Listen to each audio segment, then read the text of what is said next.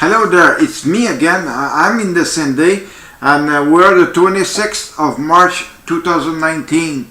I want to talk to you about our military pension we're getting from D&D, okay? As I was saying in my previous videos, that pension should not be taxed because while we were on service and we were paying for that our pension, but it was taxed already with income tax, you know. And now that we're getting our pension from D&D, and that same pension is taxed, you know, it is just like if it has been taxed twice, okay? And I've seen that a lot in Canada here, okay? When I went on to the federal court for my case with Veterans Affairs of Canada, there was lawyers on the other side of the room that were paid by our income tax, you know? And myself, on my lawyer's fees, I was paying GST on it, which was very bad, you know. To me, it was just looking like if I was paying twice, you know, on the other side of the room and myself. It is not right to pay GST when you go to federal court, okay, against the Veterans Affairs of Canada.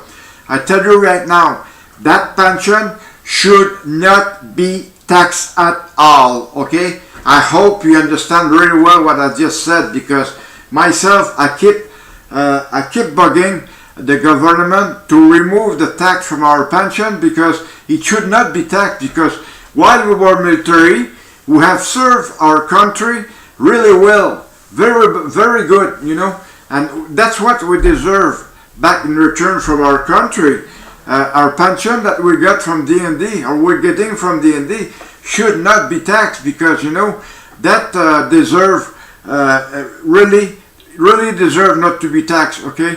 Because some of us came back from Afghanistan, we were in coffin, so we didn't realize we were in coffin, we were dead. But other people that were thinking that it could have been them in the coffin, you know?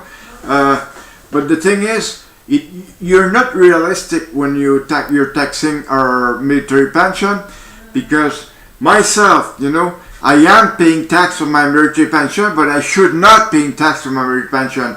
Right now, I just did my income tax, and I'm still paying income tax because I have earned too much money, because that's the reason why I'm paying income tax.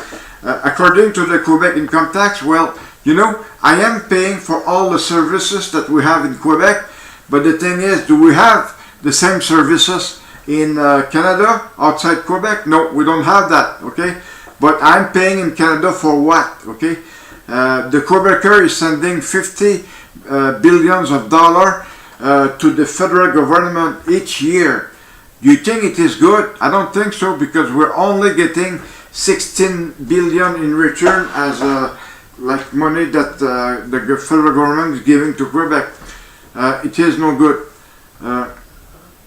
I'm not going to talk about sovereignty. I'm not going to talk about separation. I'm not going to talk about all the Quebecers that want to be a country. But, you know, I'm not going to be talking again about that. I will not talk at all about that, because they don't fucking deserve it. And we have two referendums that were rejected because, you know why? Mr. Chrétien or Mr. Trudeau used to fill buses with Muslims that they received their Canadian citizenship just like that. They came here in Quebec to vote no against referendum, and that was why the referendum didn't pass. The one for Mr. I can't recall his name, but his referendum didn't pass, and he said it was because of the refugees, or illegal refugees, or Islamists or Muslims that had voted against referendum. But I mean, he had reason for, it was Jacques Parizeau, okay? Mr. Parizeau, his referendum didn't pass because of what I was just explaining to you, which was not good. To come back to the military pension, well, I will keep saying that it should not be taxed at all, okay? The reason for it is very simple. We have made wars to different countries, and we came back alive, but I mean, we've all paid for our military pension.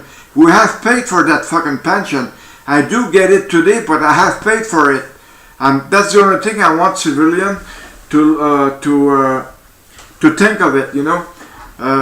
Many civilians won't think of it. They will only say that, oh, it's good. You're getting pension from DND. You've done your career, and now you're getting pension. And we aren't getting a pension like this.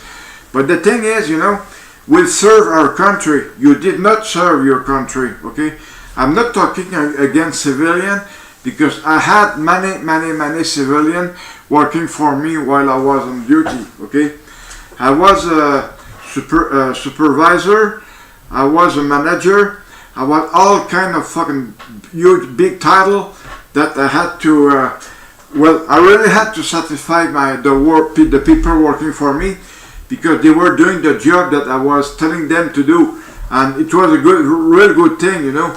I used to say that civilians are only there for their pay. Well, it is the truth as well, but I'm not saying that they were only there for their salary.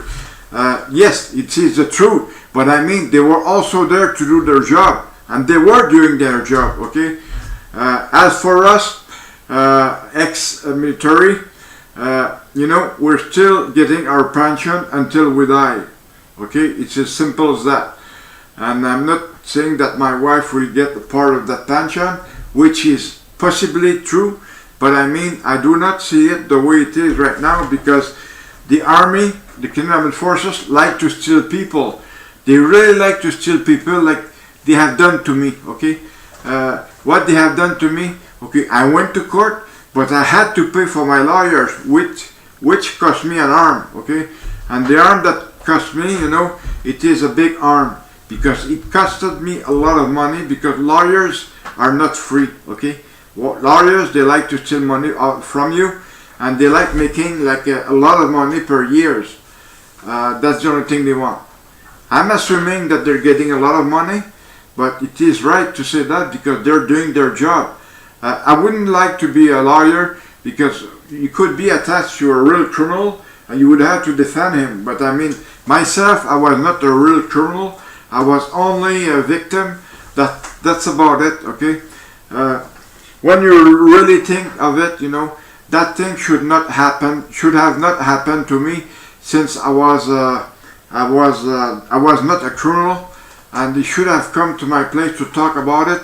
I would have been real clear, because when she took the bus, she had nothing on her face, and you know, and I had witnesses that would be able to witness for me at my last trial. At my last trial, you know, there was a cease of proceeding, but I didn't really want it. I just wanted to be judged, either guilty or not guilty. This is according to the Criminal Code of Canada. The Criminal Code of Canada is always there not to help you and to help you, you know, because they're saying all kind of shit in that fucking in those fucking codes. It's only to incriminate people, but not help people. Okay, like I was saying, to finish this video, I will talk about our military pension that should not be taxed again. I will always say that. And Omar Khadr is a real criminal and should have been put in jail for the rest of his life, but he wasn't, because Mr. Trudeau decided not to do that shit, you know.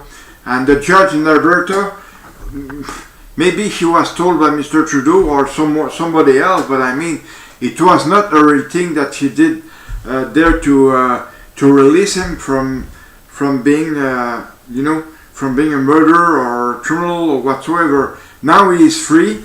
He is free to request a passport. He's gonna go to Arabia Saudi, and we won't see him back in Canada. He's gonna be a real terrorism, and he will continue to make the war. You know, somebody who killed people during the war is a criminal.